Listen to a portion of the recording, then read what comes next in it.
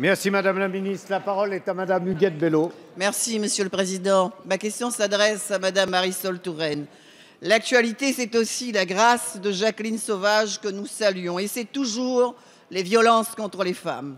L'année commence à peine et La Réunion déplore déjà 2 victimes de violences conjugales. Ingrid Gonfaux, 23 ans, et Géraldine Noche, 38 ans, sont mortes, tuées à l'arme blanche par leurs compagnons.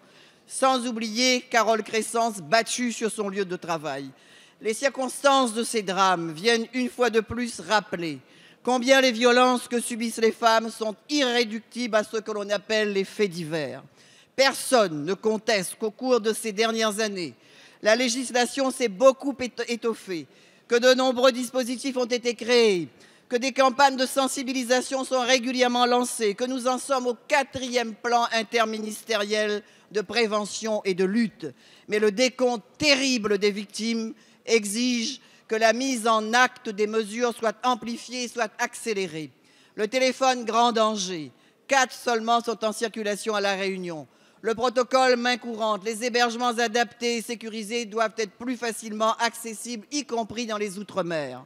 De même, la formation et la sensibilisation de tous les professionnels qui sont en première ligne demandent à être généralisées rapidement.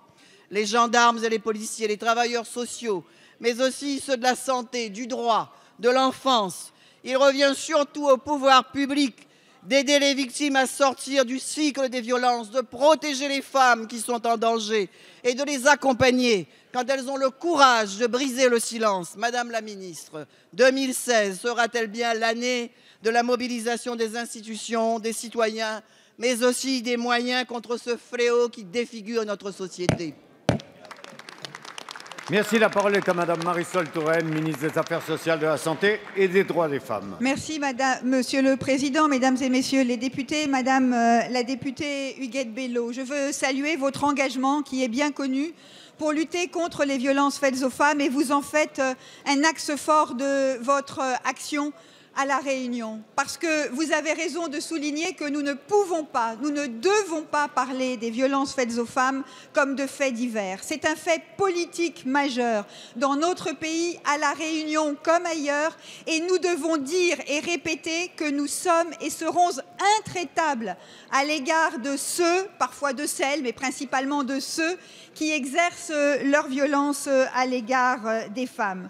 Ce sont des crimes machistes, pas des crimes passionnels comme on le lit parfois. Ce ne sont pas des événements secondaires, et c'est pourquoi nous nous sommes pleinement mobilisés. Ce gouvernement a 3 priorités. La première, c'est de garantir aux femmes un accueil de proximité pour qu'elles puissent être écoutées, entendues, hébergées.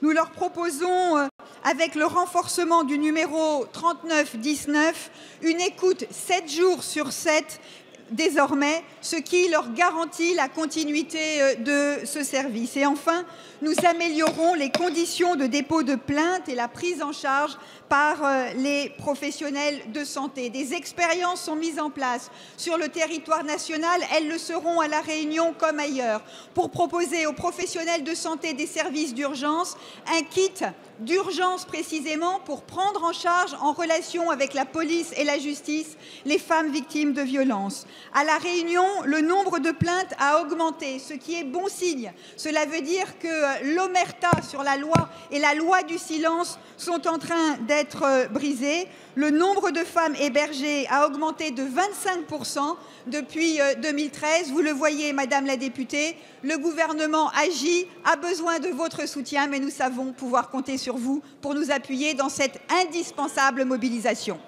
Merci Madame la Ministre.